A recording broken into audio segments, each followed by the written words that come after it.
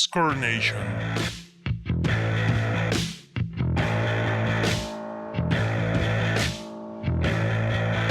Hola, ¿qué tal? Les damos la bienvenida a un nuevo capítulo en Score Nation. Estamos de vuelta una semana más. Jorge, te saludo con mucho gusto. Hola Yayito, ¿cómo estás? Muy feliz, otro capítulo, un tema interesante y pues muy contento. Muchas gracias a todos los que nos están escuchando.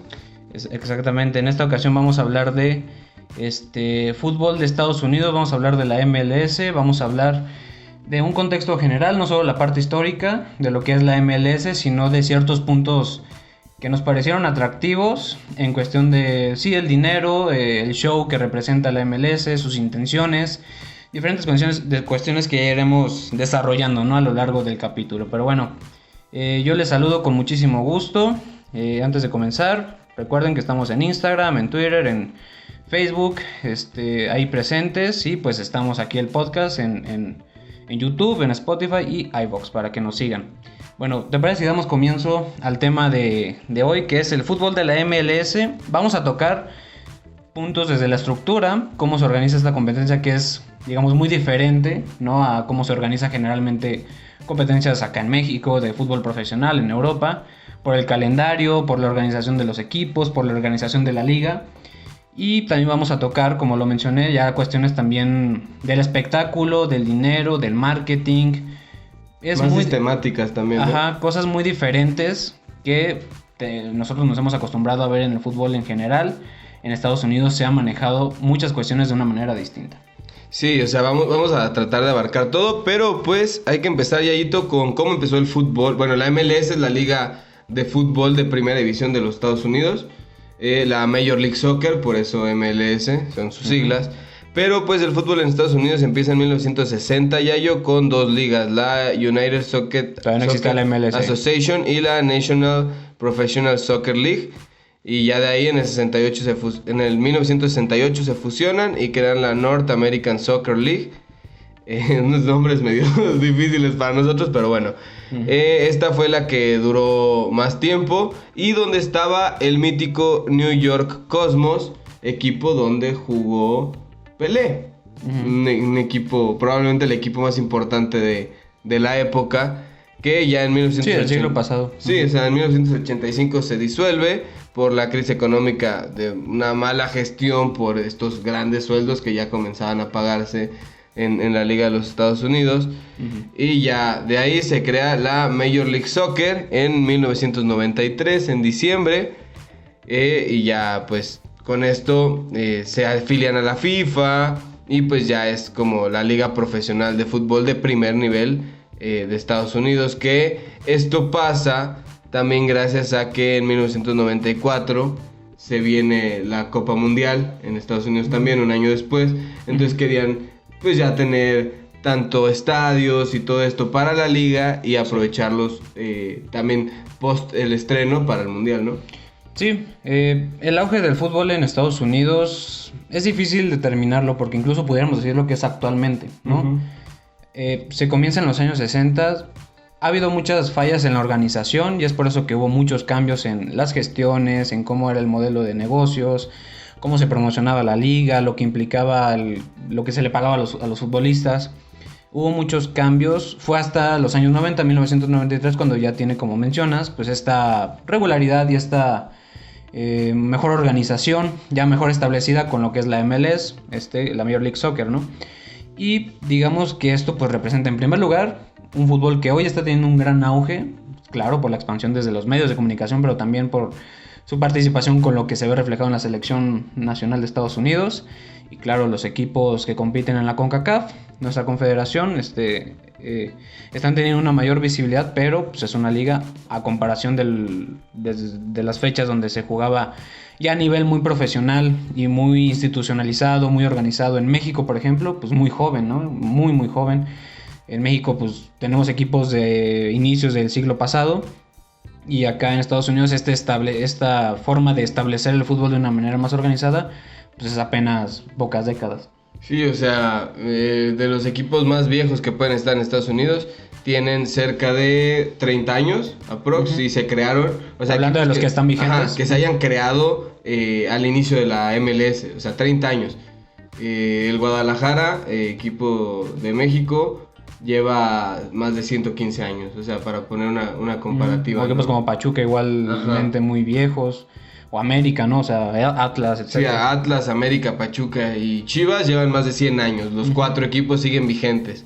Sí. Entonces, esto habla de pues todo el trabajo, ¿no? que hizo la MLS para traer equipos competitivos en muy poco tiempo. Y que tiene que ver, obviamente aquí hay que hablar de la cultura deportiva, ¿no? Pues al final de cuentas, pues sí, hay equipos, hay una mayor organización, una mayor estabilidad en al momento de establecer el fútbol en México, pero pues acá es nuestro deporte predilecto, evidentemente.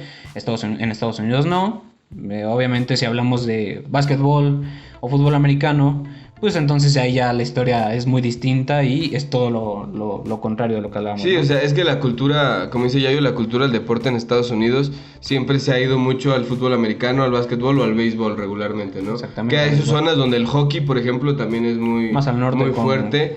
Pero, pues de hecho, ahí hay algo curioso, Yayo, porque la MLS, entre los aspectos que maneja, es un calendario diferente al del resto de las ligas.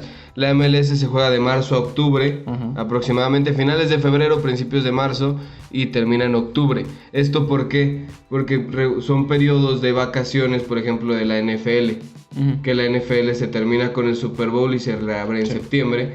Entonces es a 6 meses de donde pues todos estos aficionados al fútbol americano pues también ven la MLS porque existe la posibilidad. Sí, es un lapso de inactividad, ¿no? Entonces, porque la MLS sabe que su público o su público nicho, su público más fuerte es menor al de la NFL en este caso, por poner el ejemplo. Ahorita veremos algunos datos que empiezan a contrastar. Ajá, sí, bueno. Exacto, pero en cuestión de nichos, pues, de televidentes y todo esto, la NFL sigue teniendo esta fuerza que acapara los ojos. Entonces deciden hacer un calendario que se adapte a las necesidades de poner el final de mi liga, la parte más importante, con el inicio de las otras, para así poder captar los mayores ojos posibles. Sí, pues tener ese espacio abierto, ¿no? A que siga habiendo deporte, porque pues el tema del deporte, yo creo que si hablamos de cómo se vive en cada región del mundo, pues en Estados Unidos es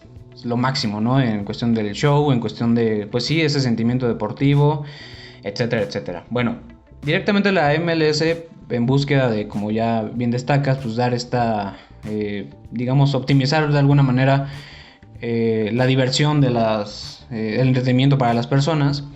También el formato pues es muy apegado de acuerdo a lo que vemos en el béisbol, por ejemplo, las conferencias de cómo se divide la MLS, donde ahí se marcan ya esas costumbres muy, pues, que podemos ver en todos los deportes de Estados Unidos.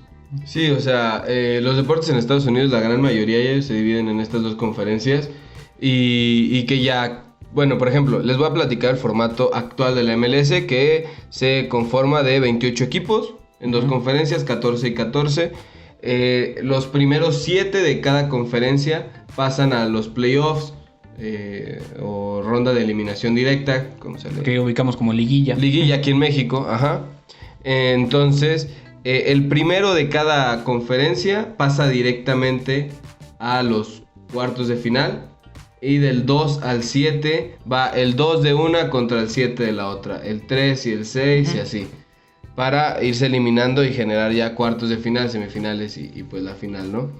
Entonces, ahorita la MLS ya también cuenta con 2 equipos fuera de Estados Unidos, que es el Toronto y el Montreal, que son equipos canadienses, los dos, pero que se adaptaron con esta necesidad de generar competencia también en Canadá y generar un fútbol canadiense competitivo y profesional. Pues a esta unión, ¿no? de 2 países con estos 2 clubes que, pues Toronto sobre todo, no ha tenido logros importantes en tiempo pasado, pues llegó a una final de CONCACAF Liga de Campeones contra el Guadalajara, que la perdió.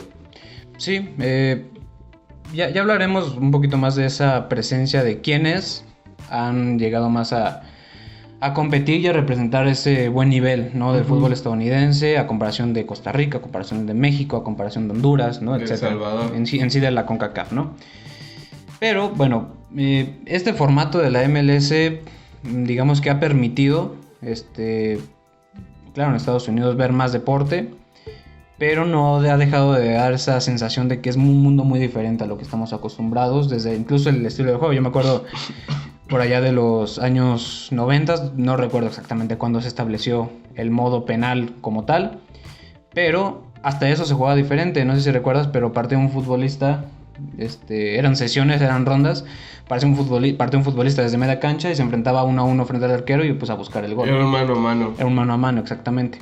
Ese tipo de actitudes son las que sí siempre dieron una sensación de que el fútbol de Estados Unidos es un mundo muy diferente, muy extraño, diría yo, a lo que yo he sentido, pero que se ha ido ya acoplando más, a lo mejor no en el calendario, pero sí a las reglamentaciones, a cómo se vive el fútbol en las gradas, con los cánticos, con estas maneras de que la gente se expresa o expresa su cariño por un club, ¿no? Estos modismos se han ido expandiendo, pero a lo largo de la historia ha sido un fútbol que uno sentía pues diferente, ¿no? Muy, muy diferente. Pero a ver, demos un salto ya a la parte económica, porque si hablamos de la MLS, hay que hablar... Bueno, quería mencionar algo de la estructura antes de irnos.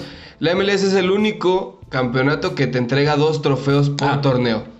Porque ahí está este trofeo que te dan, que se llama la MLS Supporter Shield, que te lo dan, el que haya hecho más puntos en la fase regular se gana ese, y después se va a los playoffs, y el ganador de los playoffs gana la MLS Cup, que eso es el mismo torneo, o sea, es el mismo torneo, el mismo calendario, pero te da 2 trofeos diferentes. Nada más quería como agregarles un dato curioso, ¿no? Que no... Es que, bueno, ese tipo de cosas las vemos, por ejemplo, en Inglaterra, con la Community Shield y ¿qué digo? la Liga. Esas son copas. Ajá, no, a lo que voy es que acá, o lo vemos en México con lo que era la Supercopa MX. O sea, ese tipo de copas, en general, en cualquier competencia, eran los campeones de, no sé, por ejemplo, la Liga y la Copa, ¿no? Acá está otro argumento como para agregar que era un tanto extraño ver esta sensación que provocaba la MLS, es esto, que en una misma liga hay dos ganadores o uno para en 2 formatos, ¿no?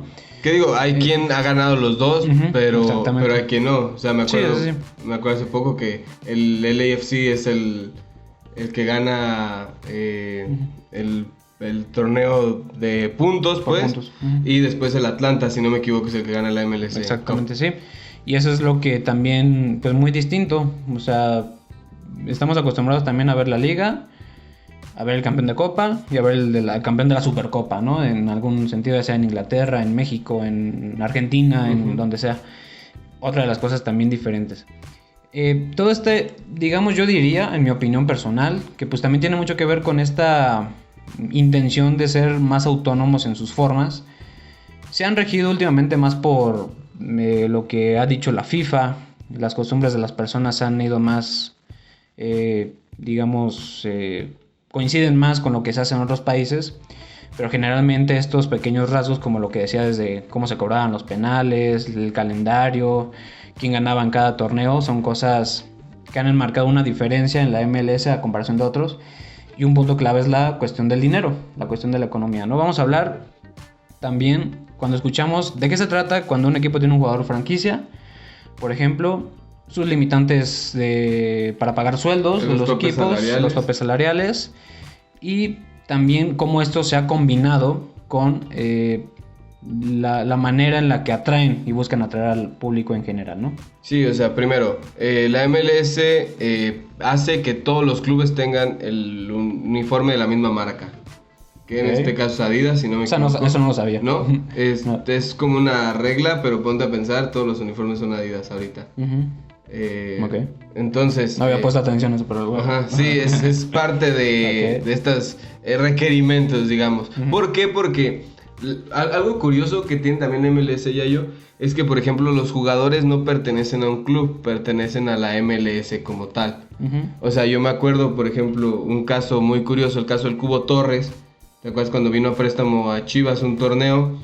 Y recuerdo que Chivas tenía la negociación con la MLS, no tenía la negociación con el club. Porque no era un jugador franquicia. Entonces todo esto es extraño para nosotros, porque aquí pensamos que un equipo va a negociar con otro equipo por un jugador y sí, no. la carta la tiene directamente el equipo y no la liga. Ajá, y allá es la liga tiene la carta. ¿Por qué? Porque la liga paga los sueldos también. O sea, de la mayoría del equipo, la liga te paga el sueldo. ¿Qué es lo que pasa con lo que mencionas, jugador franquicia? ¿Qué es un jugador franquicia? Es esta superestrella, ¿no? Del equipo. Tienes derecho, en la MLS tienen derecho a 3 jugadores franquicia que no tienen tope salarial, que la liga les aporta $400,000, si no me equivoco, anuales, y el club decide cuánto más le va a pagar. O sea, el club, por ejemplo, el caso de Carlos Vela gana cerca de $6 millones anuales, que ya eso es por cuenta del LAFC, que decide pagarle esa cantidad. Pero la liga aporta 400,000 y, si no me equivoco, el tope salarial del resto de los jugadores que no son jugadores franquicia son $300,000, que es una diferencia abismal. 20 veces más puede llegar a ganar un jugador franquicia. Sí, y eso está conectado con directamente la forma en la que buscan o han buscado promocionar la liga y darle un cierto nivel. Ahorita vamos para allá. Pero efectivamente, ahí están esos topes salariales. Evidentemente les dan esas, con la intención de hacer llamativa a la liga y de traer, o aprovechan esas reglas, ¿no? Para traer ciertos jugadores que si te dan la oportunidad de tener una pequeña cantidad de jugadores franquicia que sean propios del club o que el club pague su salario, pues que sean futbolistas de élite, ¿no? O con un gran historial. Ahorita vamos a pasar para allá. Pero obviamente es algo también una gran diferencia, ¿no? Con lo que vemos frecuentemente. Siempre que se habla de un traspaso de un futbolista, pues la carta la tiene el club y las negociaciones son entre clubes, entre directivas. Las ocasiones cuando la liga se hace cargo, por así decirlo, de un futbolista es cuando son agentes libres, cuando a lo mejor hubo algún problema contractual. Pero esto yo entiendo que pues en la MLS esto se busca para darle seguridad también a los jugadores, pero también mantener una regulación en los sueldos para no disparar tanto las cantidades que se pagan, que son muy amplias en Estados Unidos. Esto también, ¿por qué lo hacen? Porque a pesar de que los clubes en cuestión económica es muy pareja, o sea, no encontramos esta diferencia, por poner un ejemplo, que en España, ¿no? Que el Real Madrid tiene 30, 40 veces el presupuesto que tiene un equipo, por mencionar alguno, como el Getafe. O sea, esto es algo que la liga también hace para decir, ok, yo me voy a encargar de los contratos para que esto sea más parejo y sea más disputable entre todos los equipos. Tener una paridad de los sueldos, una homogenización, puede permitir que todos los equipos compitan cerca del otro y no haya una gran diferencia, ¿no? También me imagino que el caso del patrocinio del uniforme debe de ir por ahí. O sea, para que no haya pues un club como el Galaxy histórico de renombre que le paguen más que, por ejemplo, el Charlotte, que tiene muy poco de haberse creado. Sí, es que las implicaciones económicas en los patrocinios generan una gran brecha. No ha sido ese el problema, ¿no? Que ha tenido tanto tiempo la Liga Española, en Alemania, que son equipos que tuvieron la oportunidad o el privilegio de a lo mejor ser fundados antes que otros, ganar más, y eso genera la atracción de muchos patrocinadores, les dan más dinero, les inyectan más dinero, y la brecha entre un Arsenal, no sé, o un Real Madrid y un Birmingham o el Burnley, por ejemplo, pues es gigantesca, ¿no? Creo que es una medida buena, entendiendo que también la propia institucionalización pues vaya bien encaminada y no haya tanta corrupción, como muchas veces se habla en el fútbol, de desvío de recursos, a lo mejor de ciertos directivos, etcétera. Todo también va bajo esa lógica y esa base de confianza de que pues, las cosas se manejan de forma limpia, ¿no?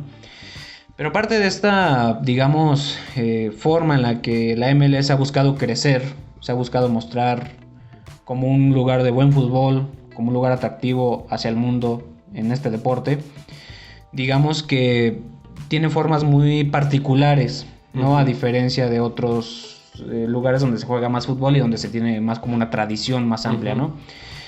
Una de ellas, y la que yo creo que la mayoría ubicamos, es la de traer jugadores históricos, o bueno, llevar jugadores históricos, contratarlos por grandes sumas de dinero como jugadores franquicia, para generar ese atractivo de la liga teniendo jugadores históricos, pero hay ciertos patrones que regularmente entre esos patrones es, por ejemplo, si al jugador se le está acabando el contrato en Europa, ofrecerle una muy buena suma de dinero en un contrato acá para traerlo gratis. Otro de los patrones que generalmente muchos, ahorita ya ha disminuido creo que eso, pero se ha caracterizado más porque muchos son jugadores que ya están con 35 años, ya están en su recta final de su carrera. En búsqueda de promocionar esta liga, lo que hace la MLS pues o lo que hacen los clubes es llamar a estos futbolistas para darle esa promoción de decir, miren, acá juegan los históricos, acá juegan los que fueron leyenda, que a lo mejor ya no son ese jugador vigente sobre el césped, pero es la leyenda. Pero, o sea, exacto. ¿Quién no que si quiere ver a Steven Gerrard, por ejemplo, cuando llegó a la Galaxy, pues cuántos ojos no voltearon a verlo, ¿no? Ibrahimovic. Ahorita vamos a hablar de los nombres más tenemos fuertes, muchos ¿no? nombres, pero sí, exacto. Y hablando de los nombres, ya yo, por ejemplo, Ibrahimovic. Vamos con la Galaxy. Ibrahimovic, Beckham, Gerrard. Y ya, o sea, de los más importantes que han llegado al LA que hay casos Galaxy, mexicanos que también, está Chicharito, por poner otro ejemplo de un tipo histórico, ¿no? Luego está en el New York Cosmos, probablemente la máxima estrella que ha jugado en la MLS, que es Pelé. Luego estuvo el New York City, que juntó a Andrea Pirlo y a David Villa. O el Orlando City, donde estuvo Kaká. DC United, donde estuvo Wayne Rooney. El FC Dallas, donde estuvo Hugo Sánchez, el pibe Valderrama, que estuvo en Tampa Bay, en el Miami Fusion y en el Colorado Rapids. Equipos que ya no... El Colorado Rapids es el único que está vigente. Porque Miami Fusion y Tampa Bay, Mutiny ya no. El caso de New York Red Bull, donde estuvo Rafa Márquez. En el New York City también estuvo junto con Pirlo y Villa, estuvo Frank Lampard. En New York Red Bull estuvo Thierry Henry compartiendo cancha con Rafa Márquez. En Montreal, uno de los equipos más nuevos, donde estuvo Didier Drogba. Y en el Chicago Fire, Bastian Schweinsteiger. Y a mí se me viene a la mente pues Cuauhtémoc Blanco también en ese tiempo. Hablando de mexicanos, pues hay para aventar al aire. Está Cuauhtémoc Blanco, Jorge Campos, Chicharito, Carlos Vela, Giovanni Dos Santos, Jonathan Dos Santos, su hermano Jonathan. ¿Quién más? Estuvo Claudio Suárez mucho tiempo en Chivas USA. O sea, por poner nombres históricos. Los más conocidos, ¿no? Entonces, esta lista de futbolistas nos hace pues entender cómo siempre buscaron vender la liga con jugadores leyenda, más no vigentes, necesariamente, ¿no? O sea, ha habido casos que, pues sí, se salen un poquito del molde, como el caso de Zlatan, que él a sus... ¿Cuántos años tiene? Ya tiene 40, ¿no? Yo tiene 40, casi 38 años. Se fue a la Galaxy. Obviamente la jugó caminando, metió más de 20 goles. De hecho, hubiera roto un récord si Carlos Vela no hubiera jugado la misma temporada. Exactamente. Y después regresa al Milan de Italia, ¿no? O sea, ha habido casos donde futbolistas como Rooney también van a Estados Unidos. Puede ser por la falta de nivel, porque a lo mejor no se convencieron, porque sentían que podían dar más, y regresan al máximo nivel, que es en este caso en Inglaterra, como el de Wayne Rooney, ¿no? O sea, eso es otro de los patrones, ¿no? ¿Qué tanto es, como lo que pasa con el PSG, qué tanto es lo que importa el dinero a cómo se siente un futbolista jugando en cierto nivel, ¿no? Pues que estuvo el caso también de David Beckham, que volvió al PSG también. Que él aprovechó las cuestiones del calendario para brincar también, pero sí, regresó a Europa también. Porque, y también podemos encontrar casos como actualmente Lorenzo Insigne, que tiene 30 años, o sea, no es tan grande. Sí, el tipo sigue siendo titular en el Napoli, la superestrella del Napoli en la Serie A, y decidió venirse a la MLS. Exactamente, entonces ya empezamos aquí, ya se empieza a configurar como que una percepción muy clara.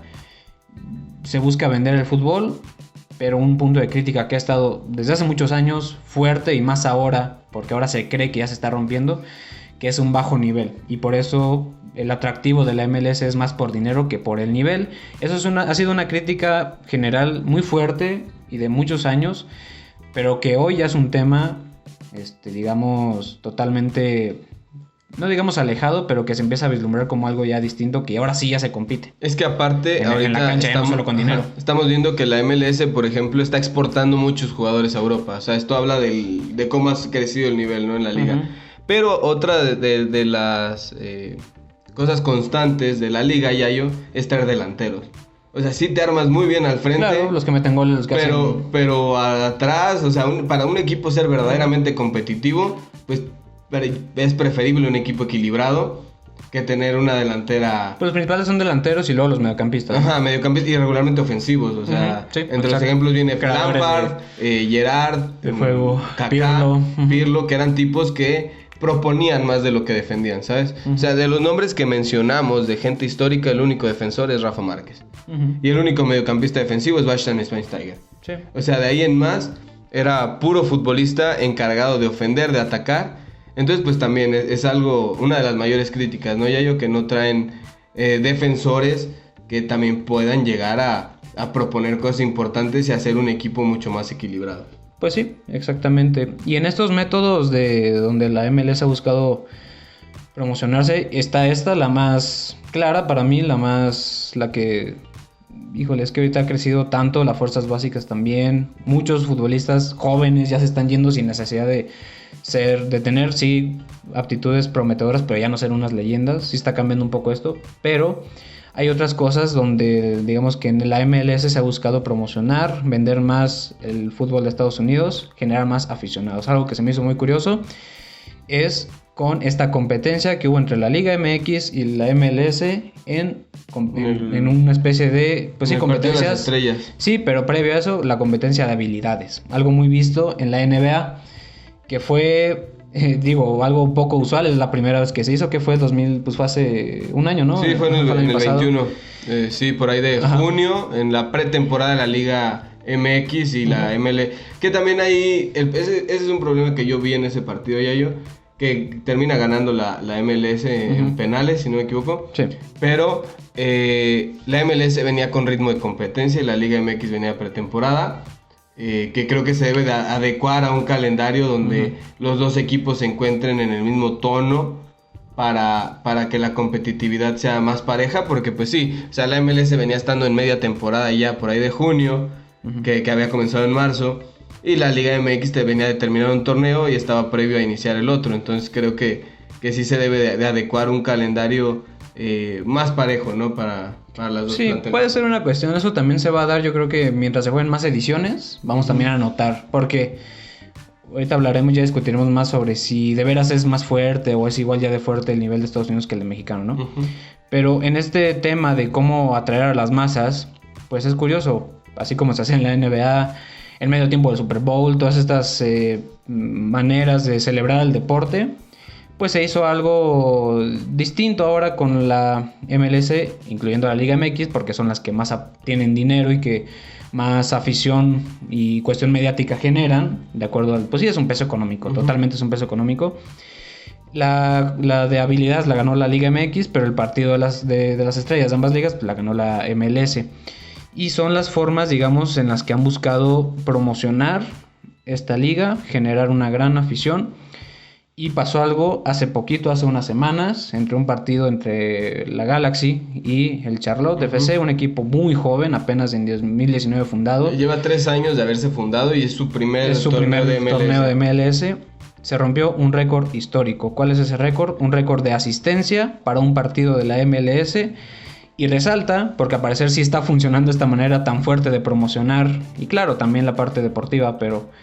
la manera de promocionar a la Liga de Estados Unidos, se rompió un récord donde el Charlotte FC, un equipo tan joven, metió a casi 75,000 personas. El récord que rompe el récord que rompe es de Atlanta. Ajá, máxima asistencia en su primer partido como local. O sea, porque fue su primer partido como local en la MLS. Y el Atlanta tenía el récord con poco más de 72,000 personas y ellos 74,000, casi 75. Un equipo prácticamente sin historia, con ese nivel de convocatoria. Y los dos contra el Galaxy. Y luego vemos acá en México equipos como América o Chivas que meten 10,000 personas al estadio, antes de la pandemia, claro. Es donde dices, pues algo están haciendo bien en cuestión de marketing, ¿no? No, o sea, equipos como Querétaro o San Luis que pues no llegan ni a la... No, exactamente, y se supone que acá es lo tradicional, ¿no? O sea, realmente hay una gran diferencia en cómo ¿Qué digo? se maneja la promoción, ¿no? ¿Qué digo? del deporte. También mucho tiene que ver, Yayo, con las posibilidades de las personas de una clase Claro. regular para poder asistir al estadio. O sea, es muy diferente la calidad de vida y las capacidades que una familia o una persona puede llegar a tener para adquirir un boleto para ir a un estadio de fútbol allá que acá. Sí, bueno, definitivamente creo que es un factor, pero pues aún así digo, no es algo nuevo que también un equipo llene en temporada regular en Liga MX, o sea, yo creo que sí depende más de que también anda un equipo y hay que tener en cuenta que aquí los equipos son muy irregulares, o sea, no comparando a lo mejor en la MLS también son irregulares, pero los métodos de promoción y cómo se maneja esta manera de ver al deporte de una forma tradicional es muy distinta. Aquí son tan ¿no? irregulares los equipos, Yayo, que el América viene a ser super líder y hoy es penúltimo lugar. O sea, de un torneo a otro. No, y uno lo nota, en las liguillas es cuando la gente se centra más y va a ver al equipo, ¿no?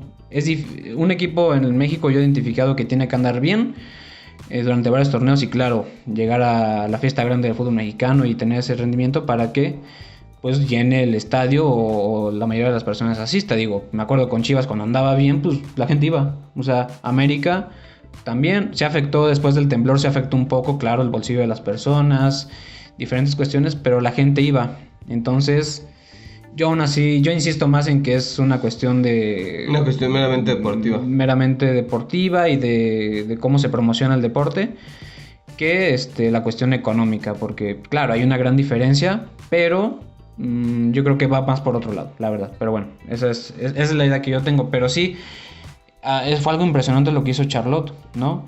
Coincide en ambos récords, en ambas rupturas, que el Atlanta jugó contra la Galaxy, igual que el Charlotte. Pero pues la mayor parte de las aficiones en cada uno de los casos pues era de la localidad, ¿no? ¿Qué digo? El Galaxy probablemente es el equipo más emblemático históricamente de más la MLS, ganador, o sea, que más figuras es ha el más llevado. ganador, de los que más figuras ha llevado, uno de los que figuras más grandes ha llevado, o sea, si ves los nombres, muchos de los grandes han estado en ese club. Yo me acuerdo en el tiempo donde estaba, por ejemplo, Landon Donovan, Robbie Keane y David Beckham jugando juntos, que era el Galaxy el equipo más sonado, el más emblemático, Donovan con un nivel muy muy bueno en el Galaxy, el jugador histórico del club. Entonces pues sí, o sea, la MLS desde ya hace bastantes años viene haciendo las cosas muy bien para que sus equipos rindan y para que los bolsillos rindan también, porque de algún lugar sale para pagarle a Carlos Vela 6 millones de dólares anuales. Bueno, creo que la pregunta está ahí, si es para que los equipos rindan o para que los equipos sean vistos. Porque ahorita vamos a ver ya en los choques internacionales en nuestra confederación qué ha pasado. La historia marca números y los números hablan y pues ahí están, ¿no? También muestran muchas cosas. Obviamente es necesario contextualizar, pero los números pueden ser muy claros sí, también, o sea, ¿no? la Liga de Estados Unidos, la MLS se creó hace 30 años, entonces hay que contextualizar desde ahí. Pero pues el único lugar o el lugar más frecuente de choque entre la Liga de Estados Unidos y el resto de las ligas de CONCACAF es la CONCACAF Liga de Campeones o CONCACHAMPIONS, donde pues desde 1962 se efectúa cada año y que donde en estos 60 años ya nada más ha habido 2 campeones de la MLS, que fue el LA Galaxy y el DC United, y donde encontramos equipos como América, que tiene 8 títulos, Cruz Azul, que tiene 6, Monterrey o Pachuca, que tienen 5, Chivas y Pumas, que tienen 3, junto con una gran sorpresa para la mayoría podría ser un equipo costarricense como el Saprissa, que también tiene 3 títulos, con mucho menos presupuesto que los de equipos de la MLS. Eso es un tema que vamos a resaltar, ¿no? Porque ahorita dijimos estos, pero ahorita en la lista hay otros, o sea, de Haití, de Costa Rica, del Salvador, que con mucho menos presupuesto superan por mucho a lo que ha sido el fútbol estadounidense. Hay 2 campeones, como lo dijiste, de la MLS, pero los demás, ¿quiénes son? Son equipos de Haití. Hay 2 de Haití también. Del Salvador. Hay 3 del Salvador. A ver, dímelo. Son Comunicaciones y Municipal de Guatemala, Deportivo FAS, Alianza y Águila del Salvador, y el Violet y Racing Hayden de Haití. Y además del Saprissa de Costa Rica, otro costarricense, el Cartaginés, ¿no? Y digamos que es aquí donde nace otra pregunta también. ¿Realmente qué tanto se ha trabajado en lo deportivo en la liga de Estados Unidos, en la liga profesional? ¿O qué tanto se ha enfocado más en la parte de promocionar y vender? Sí, ¿no? también están equipos, por ejemplo, como el Defense Force de la Liga de Trinidad y Tobago, que tiene 2 campeonatos. O sea... Sí, también, exactamente. También hay que resaltar que a pesar de que es una competencia ya pues añeja, ¿no? Desde los años 60 que se juega, ha habido muchas irregularidades. En algún momento se dio el campeonato a 3 equipos diferentes, ¿no? O sea, es algo que ha marcado una, digamos, antes era una tendencia a ver estas irregularidades, pero ahora con un buen establecimiento de las ligas en Centroamérica, la MLS y la Liga Mexicana, pues ya hay ya se notan estos números donde podemos dimensionar otras cosas. Otro dato, o para analizarlo desde otro ángulo, los últimos, ¿cuántos campeones? ¿Desde cuándo ha ganado México? En 2005, si no me equivoco, fue el último campeón que no era mexicano. No fue mexicano, que fue el Saprissa, de hecho. El Saprissa, el máximo ganador fuera de México. Porque a partir de ahí ganó el América en 2006, luego Pachuca en 2007 y 2008, Atlanta en 2009, Pachuca en 2010, luego de Monterrey. 2011, 12 y 13 de Monterrey, 14 del Azul, 15, 16 del América, 17 de Pachuca, 18 de Chivas, 19 de Monterrey, 20 de Tigres y 21 de Monterrey. Fíjate, o sea, desde hace un montón de años ya ha dominado, ¿no?, la Liga MX. Porque el último campeón estadounidense fue en el 2000. Fue el DC United. Que fue el LA Galaxy en el 2000. Y el DC United ganó en 1998. Pero fue en 2003, ¿no? No, 2000. 2003 lo ganó el Toluca. Recordaba mal. Bueno, pero bueno, ya fue hace mucho. La cuestión aquí es que las últimas, o sea, de forma consecutiva, el fútbol mexicano se ha dominado. Ahora, si nos vamos ya directamente a analizar cada una de las ediciones, pues nos vamos a notar que en algunas ocasiones había más equipos norteamericanos, en otras no, pero sigue dominando. Ahora, una pregunta que se evoca más a la discusión es si realmente la MLS ha crecido o no a comparación de la otra gran, o el grande de la CONCACAF, como muchas veces se ha dicho, como es el fútbol mexicano, si realmente ha crecido o no. ¿Por qué? Nosotros obviamente hablamos también de México porque es no solo porque somos de aquí, sino porque exactamente somos la otra parte, la otra cara de la moneda, no solo a nivel clubes, sino a nivel selección. En cuestión con CONCACAF, México siempre va a ser el rival a vencer, futbolísticamente hablando. Exactamente, pero ¿qué ha pasado? Que en el último año, los últimos 2 años, a nivel selección, Estados Unidos aplastó a México. Desde hace tiempo ya se está discutiendo si Estados Unidos realmente ya está al nivel o se está acercando al nivel de la Liga MX. En clubes, ajá. A nivel clubes. Se juega el partido de la Liga de Estrellas y lo perdemos. O sea. Aparte. Luego, se viene toda esta parte de que notamos ya el gran trabajo que están haciendo a nivel fuerzas básicas reflejado en jugadores en Europa. En jugadores que se están yendo a Europa y que crecieron en Estados Unidos. O sea, ya hay muchas cuestiones que están de alguna manera inclinando esa balanza a creer que Estados Unidos está creciendo de tal forma que ya puede competirle al fútbol mexicano al tú por tú. En esta edición de la CONCACAF hay un solo equipo, bueno, todavía faltan partidos por jugarse, pero digamos quien todavía la tiene más segura es solamente un equipo para clasificar, que es Cruz Azul. Los demás... Que se va ganando 1-0 y tiene que ir a visitar hasta Canadá. Exactamente, los demás, el caso de Pumas... Que va perdiendo 3-0, León va perdiendo 3-0. Y los dos contra equipos norteamericanos. Y el otro que ya clasificó, que es el New York City, que le ganó a Comunicaciones. El caso es que, digamos, hay una clara tendencia, ¿no?, en los últimos años de que la MLS ha tomado fuerza. Ha tomado mucha fuerza. Se ha visto reflejado en estas etapas. Es en New York City, ¿verdad? Sí, New York City. Contra Comunicaciones, exacto. Por los goles de visitante. Que termina empatado 5-5 y por los goles de visitante pasa. Ha habido una tendencia de superioridad en Estados Unidos. Eso es una realidad, ¿no? Y si hace 5 años se hablaba de que ya nos estaban compitiendo porque en las semifinales daban buenos partidos de la Conca Champions. O porque ya de 4, o sea, regularmente, ya yo como dices, o sea, hace 6, 7 años aproximadamente, ya veíamos a un equipo norteamericano entre los 4 semifinalistas contra 3 mexicanos. Ahora la cosa está prácticamente al revés. O sea, y lo vimos en el 18, Yayo, que fue el campeón Chivas, que también en semifinales eran 3 norteamericanos contra un mexicano, que es el que se termina llevando el título. Y ya, pues al fin y al cabo el partido es 1 contra 1 y se acabó. Pero, o sea, ya demostraban tener una paridad y hasta en ocasiones superioridad en la presencia, ¿no? Por la espectacularidad, porque eran partidos buenos, o sea, y hasta eso...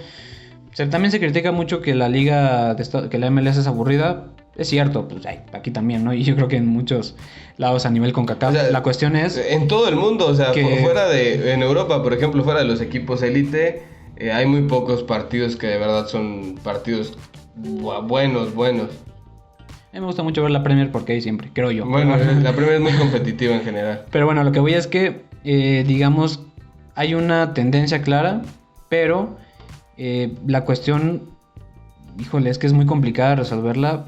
También porque pega en el ego de decir, pues somos el gigante de la CONCACAF.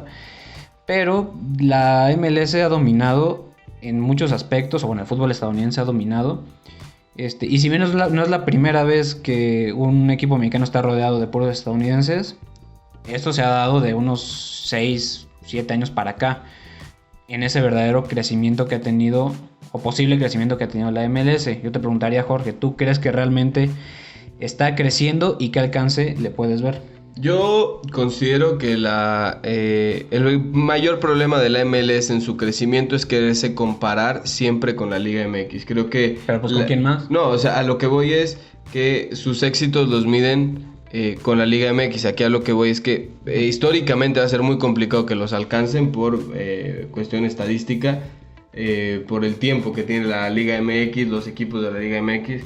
Pero creo que la MLS tiene un techo mucho más alto que la Liga Mexicana, en cuestión de que toda esta presencia de la organización de la liga como tal, dentro de contratos, creo que regula muy bien, que genera una mayor competencia y mayor armonía entre los clubes, porque aquí también de repente vemos que los clubes se pelean por cierto jugador, que hasta que amarran a los jugadores, o sea, todo este pacto de caballeros que había en su momento, que creo que la liga estadounidense se está librando de estas cosas, y por ello creo que deportivamente también puede sumarse más, ¿no? O sea, pueden rendir mejor los jugadores estando cómodos con un buen contrato, que aquí con jugadores que, por ejemplo, pasa mucho en Chivas, que ya están en el primer equipo y siguen teniendo contrato de un jugador de la segunda división, por ejemplo, ¿no? Del filial.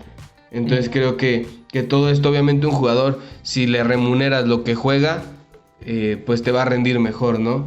Y top... Bueno, o sea, hay No sé. excepciones, pero sí creo que un jugador que está creciendo, si le remuneras conforme va creciendo, y si ya es un jugador profesional del primer equipo y le pagas como tal, pues se la va a creer, ¿no? En cambio, si le sigues pagando como un jugador del filial, lo sigues tratando como un jugador del filial, pues por ahí creo que deportivamente puede llegar a fallar, porque se cree que es un jugador del filial y no uno del primer equipo. Entonces creo que todos estos aspectos que regula muy bien la MLS le pueden dar un mayor crecimiento, aparte de que en cuestión de marketing están muy avanzados, en publicidad, también los estadios son estadios de primer nivel, ¿no? Ajá, o sea, tienen creo yo cosas en cuestión de infraestructura muy buenas, económicas también muy muy buenas, o sea, los equipos tienen dinero para apostarle, para invertir, para tener jugadores cada vez más jóvenes para que lleguen a rendir y que lleguen a dar ese salto de calidad, Yayo. Pues sí, yo veo muchos en esta pregunta que en cualquier programa deportivo, de debate futbolístico, pues cuando se habla de la CONCACAF o estos encuentros, se toma en cuenta que si la MLS sí está creciendo o no, que esa comparación del caso mexicano, porque es el fútbol mexicano el que más auge ha tenido. Pues sí, hay muchas, ya mencionamos muchas cosas a favor de la MLS al inicio de esta pregunta, ¿no? O sea, lo que le han ganado a México a nivel selección, cómo se ha visto reflejados la exportación de futbolistas a Europa, lo que se ha ganado a nivel, o lo que han hecho a nivel clubes, pero sigue habiendo una clara tendencia, creo yo, reflejada en, por ejemplo, los futbolistas sudamericanos, a donde prefieren ir muchas veces, que a lo mejor sí, no se paga o pueden alcanzar más dinero en Estados Unidos que acá, pero acá también se paga muy bien y sigue habiendo una mayor cantidad de futbolistas de muchas veces de renombre, otras veces muchos cartuchos quemados, de venir a México, por ejemplo, ¿no? Les llaman. Petardos les llaman, ¿no? O sea, hay muchos casos. Ese sería algo a favor. Otra, que no es por ponerme la camiseta, solamente es tratando de analizar qué ha pesado más.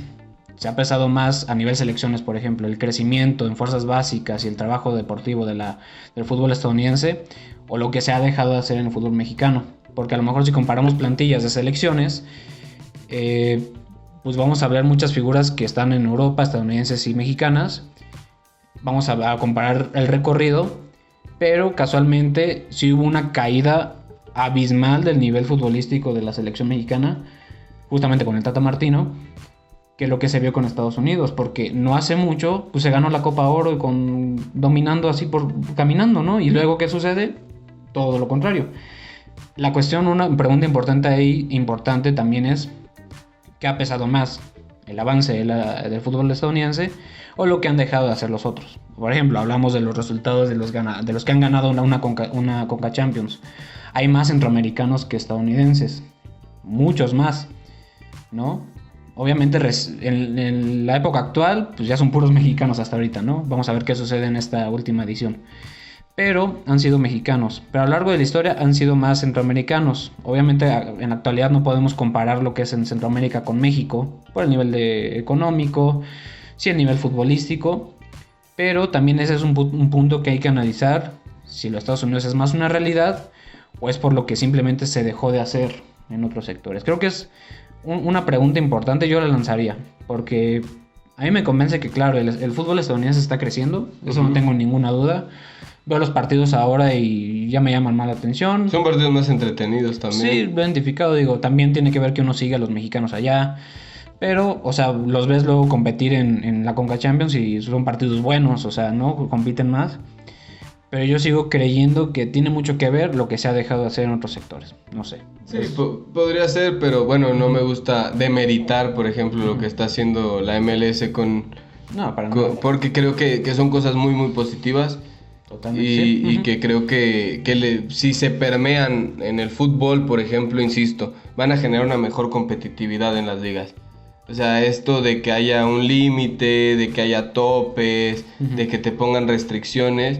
Porque de repente en Europa vemos que llega un jeque y empieza a gastar y a comprar y a vender y agarra y te arma un equipazo sin historia en 2 días para hacerte campeón de Champions prácticamente. Entonces creo que todo esto es muy positivo por el bien de la liga, ¿no? Por el bien de la liga en general. Pues de la CONCACAF, ¿no? Porque mucho partido feo también. Sí, o sea, de repente, o sea, es que, o sea, no es por hacer burla, pero me acuerdo que un equipo de Haití, no recuerdo el nombre, no tenía, por ejemplo, el presupuesto para viajar a México y o enfrentarse en Cuba, a Cruz ¿no? Azul. Es algo que se ha visto mucho, ajá. Entonces, estas cosas que pues no deberían estar pasando porque son equipos profesionales que están midiendo en las mismas condiciones. Deberían. Ajá, deberían estarse midiendo en las mismas condiciones. Entonces, pues también deberían tener las mismas capacidades o capacidades similares económicas para poder hacer los traslados. Y es que hay otro tema ahí y que suena más tenebroso, ¿no? Que es esto de... que suena muy de conspiración, pero sí es una realidad que se está planeando.